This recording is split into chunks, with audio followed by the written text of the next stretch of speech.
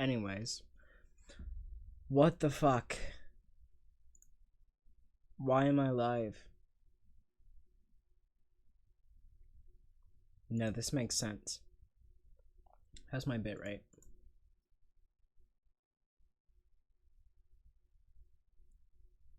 Excellent. I will be goddamned to hell. Goddamn me to hell. Damn me to hell. Strike me down. Anyways. Yeah. We're playing Five Nights at Freddy's again. Why? It's probably good for SEO. Who knows? Who knows? So I guess before I start playing the game, I should disclose I did watch the movie last night. I did watch the Five Nights at Freddy's movie last night. I have proof. Hold on. That's not it.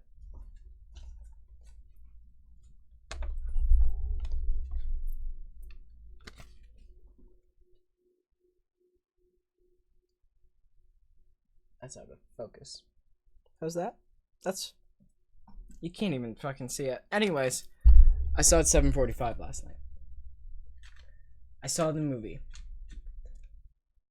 I'll, let me read you my Letterboxd review of, the Five Nights at Freddy's movie. Here. And, so I hadn't watched the trailers, before I had seen it. I had just heard rumblings and shit. To be honest, I was pretty convinced that this movie was never gonna come out. Like, they've been talking about this since the game released, which was middle school for me. I'm almost 23 years old now, and this movie was announced when I was 13 or 14 years old. It's been almost 10 years since the first game, and I was just totally convinced that it was never gonna happen. I had made my peace with it. It was just another video game adaptation that was going to remain in developmental hell for its entire life. Maybe one day the script would get changed into like a different movie, but I was after Willy's Wonderland came out, I was fairly convinced that this movie was never going to be released. So anyways, I see this movie at 7:45 last night. And as soon as I'm done, pretty much, I leave a review on Letterboxd. This is my 38th movie of the Halloween season. My 38th scary movie of the Halloween season.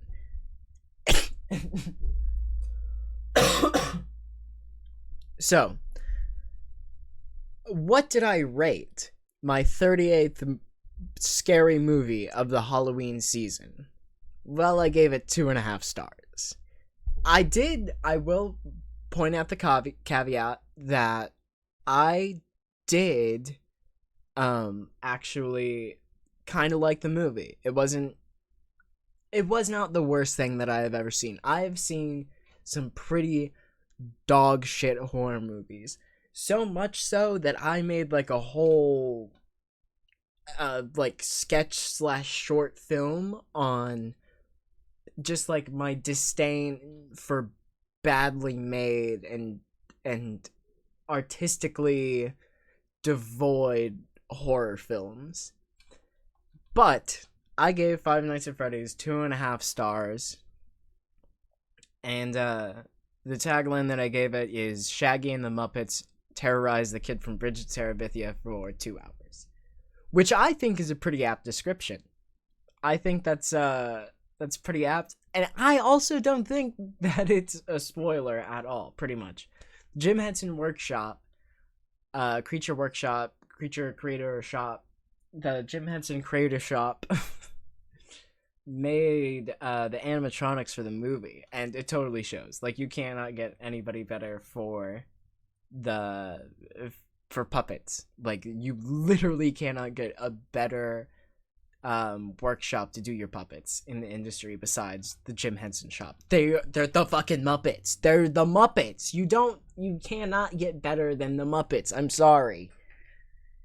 I'm sorry. There's a reason they've been around for 50 fucking years.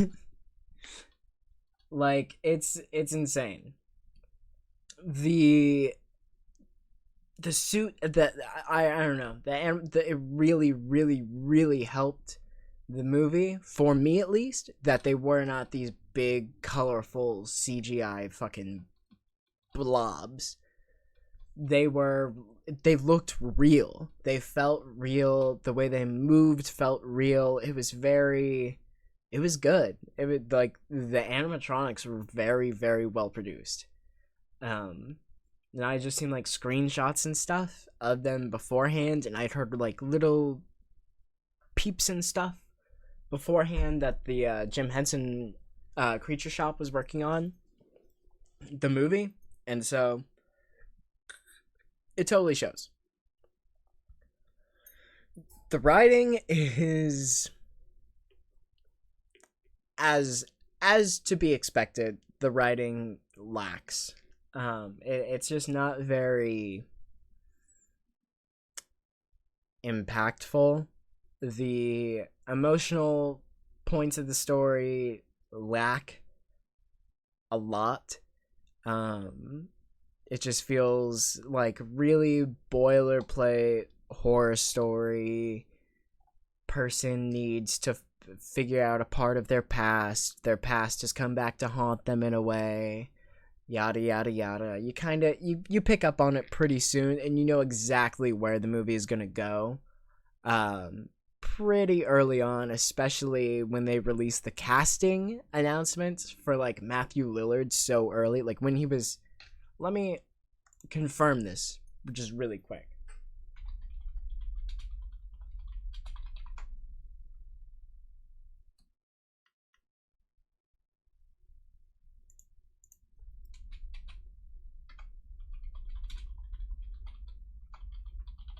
Because I feel like I heard this.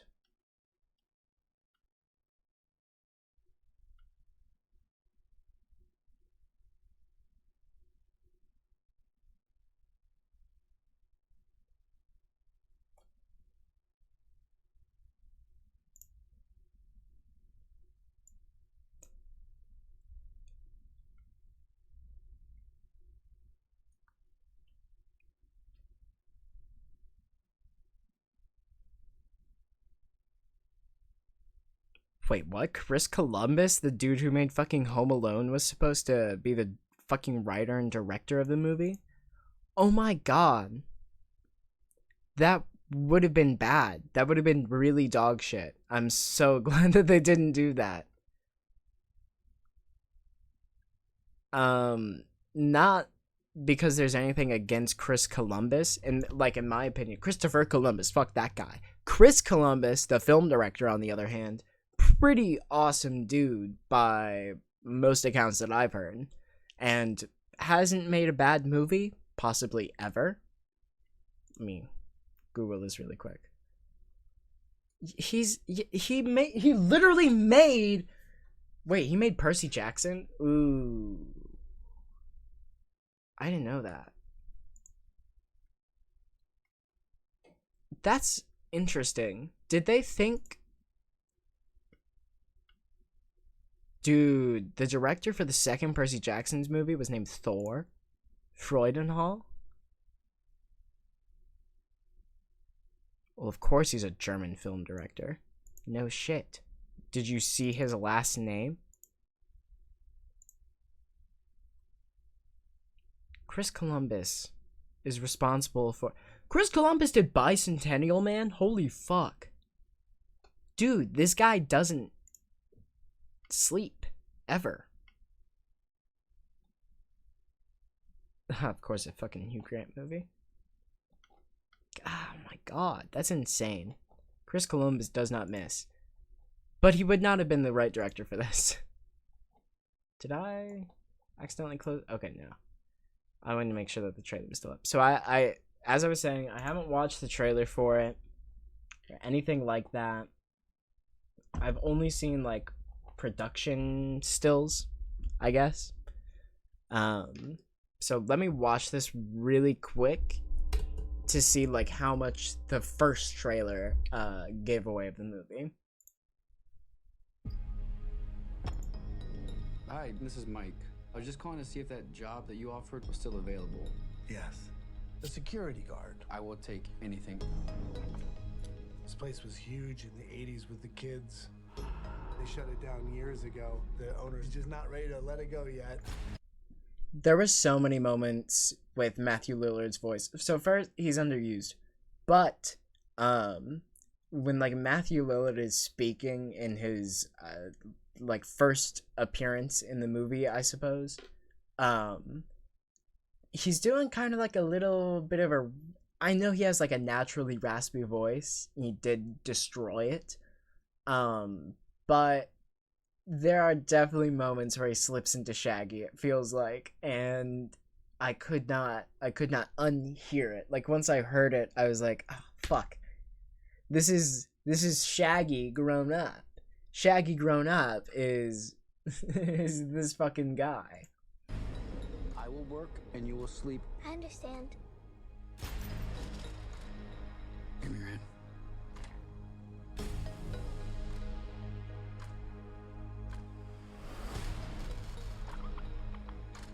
All you have to do is keep your eyes on the monitor. Like right there. Monitor. Welcome to Freddy Fazbear's, where fantasy and fun come to life. Okay.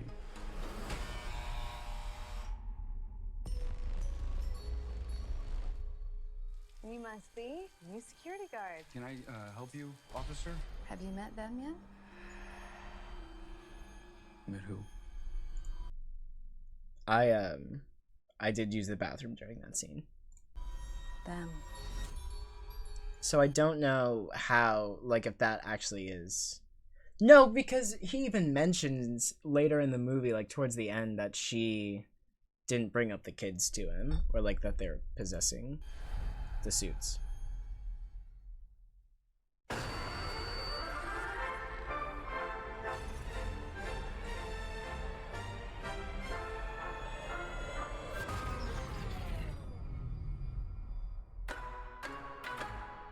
In the 80s, kids went missing.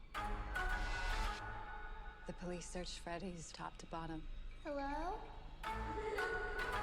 They never found them. That's why the place shut down. There are ghost children possessing giant robots. Thanks for the heads up. Technically, they're animatronics. What do they want? They want to make her like them. Abby! Tell me how to stop them.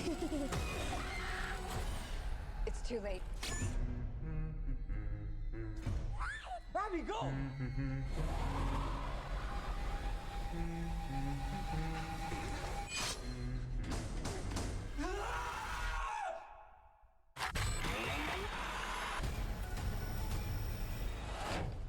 Where to?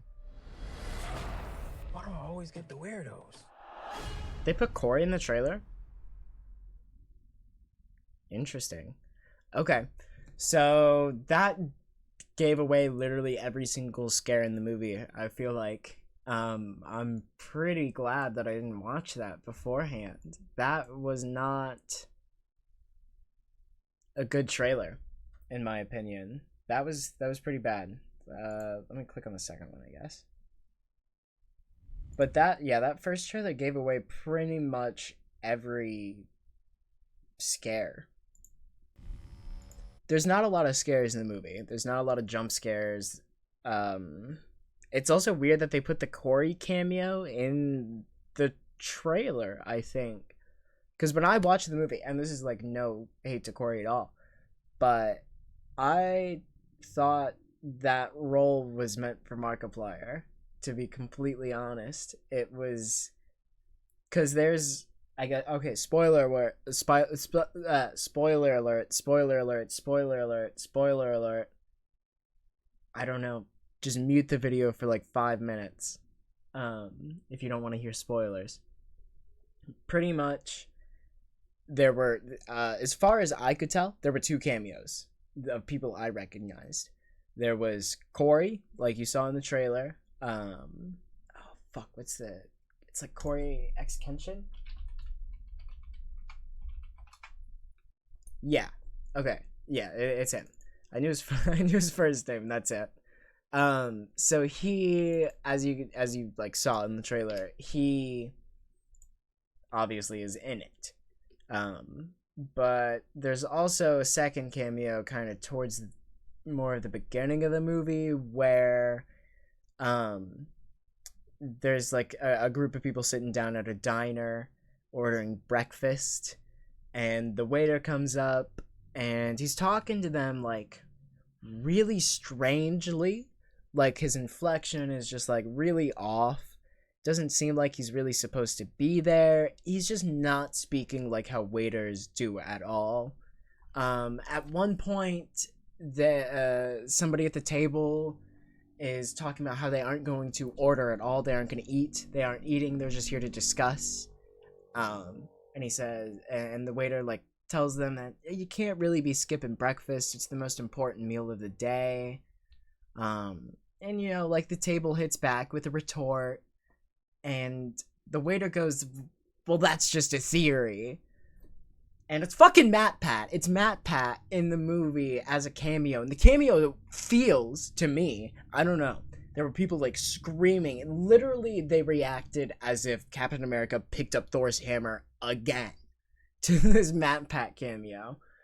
And it was just so bizarre because it felt like it went on for like 3 minutes, which is too long for a cameo. And on top of it, he's just not acting. It's just like they put MatPat, it's like MatPat was a waiter, but not like he was a waiter before he was MatPat. It's like MatPat went back to being a waiter and just assumed that every single guest that he served is a fan of game theory, and he thinks that being like, well, that's just a theory, is gonna be like, holy shit, dude, that's you! You're the guy! You're the game theorist! You're Matthew Patrick 13!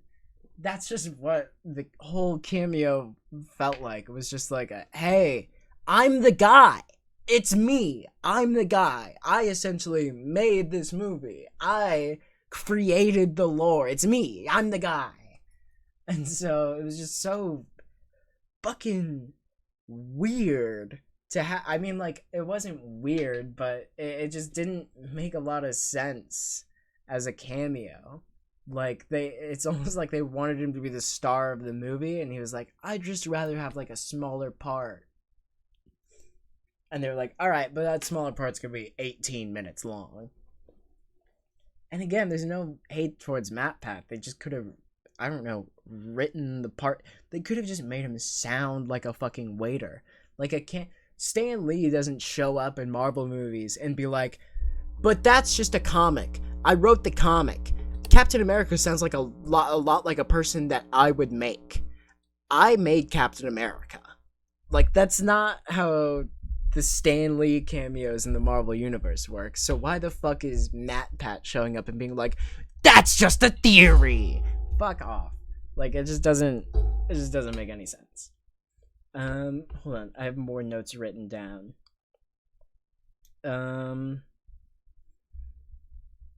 Yeah, again, I'm just super confident that Corey was not the first pick for it, because I feel like if you're gonna go, so like the 2 YouTuber cameos they have are MatPat and then Corey X Kenshin, and it feels like they were totally gonna put Mark in the Corey cameo, but since Mark didn't work out, they were like, well, who's the next biggest FNAF player? Just like went down the list until somebody said yes. They didn't have to go far, but they still went down the list, it felt like. And just like, yeah, Matthew Lillard's casting was super underused. It just wasn't what you would expect from Matthew Lillard. Like, he's casted as I mean, I feel like it's a dead giveaway. It's essentially his role in Scream. he's doing Scream again, where he plays not the killer, and then at the end it's revealed that he's the killer. He even has a fucking knife, like Scream. And I don't know. The like plot twist was totally given away, because why the fuck would you cast Matthew Lillard in a horror movie when he's not, like the bad guy? And I wasn't able to confirm that. I just did like one quick Google, but I feel like I heard that Matthew Lillard was playing the purple guy before the movie ever came, like when the casting was announced and it was like Josh Hutchins and Matthew Lillard are cast in the movie. I feel like it was like Matthew Lillard is cast as William Afton in FNAF movie. So when he shows up and he's like Steve Raglan or something like that, it just doesn't compute, because you're like, okay, I see exactly where this is going. I'm playing 4D chess, and I can understand how all of this is getting laid out for me. And so I don't know. He was just super underused. The plot twists were very, very, very in your face. There's like a cop character that you saw her in the first trailer. She's like knocking on the door, and asking like about if he's met them yet or not. And it's very obvious, like the second she shows up, and she knows way too much about Fazbear's Pizzeria, that she's Afton's daughter. And so I don't know. It's a very, very lore heavy. Like, I feel like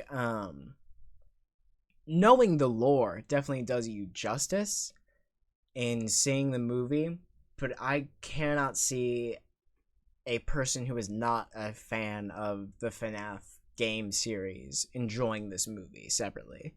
Like, I feel like it, with the Scary Stories to Tell in the Dark, that's like another PG-13 horror movie, but it's still, I feel, appeals to a larger audience than just people who grew up reading Scary Stories to Tell in the Dark. While this, on the other hand, only appeals to people who have even like a rudimentary understanding of FNAF, who have played like at least the first couple games, three, I guess. And it just doesn't hit very the same. And it's also just not scary. It's just not scary, in my opinion. I think it feels more like a I don't know. It's not even a thriller. It's a drama. Five Nights at Freddy's is a drama. It's not a horror movie. It's not a thriller. It's at its core a drama, and that's not like giving it higher praise. It's just not scary. There's the story beats aren't hard to follow. The story beats aren't very complicated. It's a pretty easy movie to follow. I think it's a good horror movie it's a good PG-13 horror movie. I'll give it that. I think it's like if you want to introduce your kids to horror or just elements of horror, this is like one of those movies where it's like a decent place to start.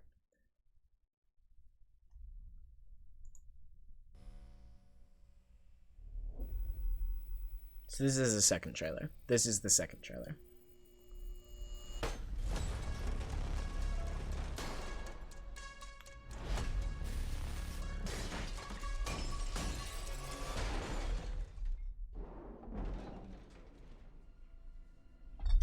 is essentially an entire sequence from the movie. I mean, this 24 seconds that I've seen so far is just a sped up version of the like animatronics first outing. So I'm assuming that I'm about to see the animatronics doing scary, horrible things, and Cupcake is a very prominent part of this movie.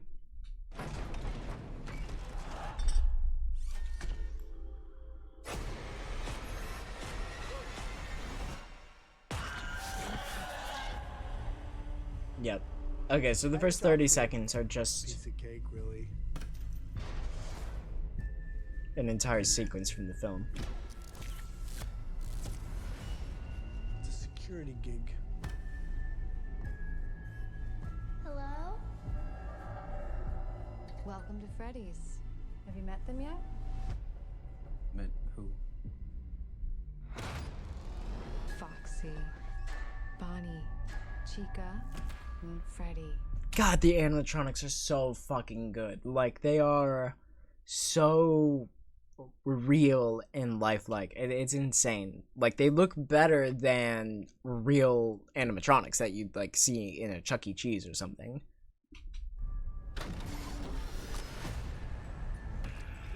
Back in the 80s. Some kids went missing. What is this? That's why the place shut down. The police searched Freddy'S. Hey! They never found the kids. What the heck? It is a PG-13 movie. This scene right here where she's like, what the heck? She pauses before heck, and I forgot it was a PG-13 movie, so I thought she'd be like, what the hell? Or like, what the fuck? And she was like, what the heck? I was totally taken out of it. I was like, oh my god, why would you respond like that?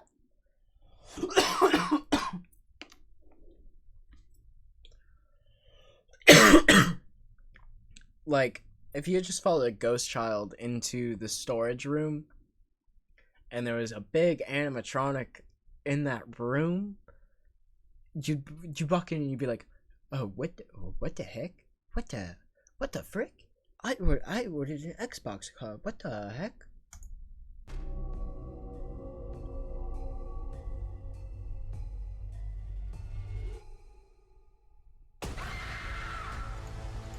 That was probably the scariest moment of the movie. And they gave it away in the trailer. Ghost children possessing giant robots? They put Corey in both trailers. Tell me how to stop them. You don't. It's too late. He's coming.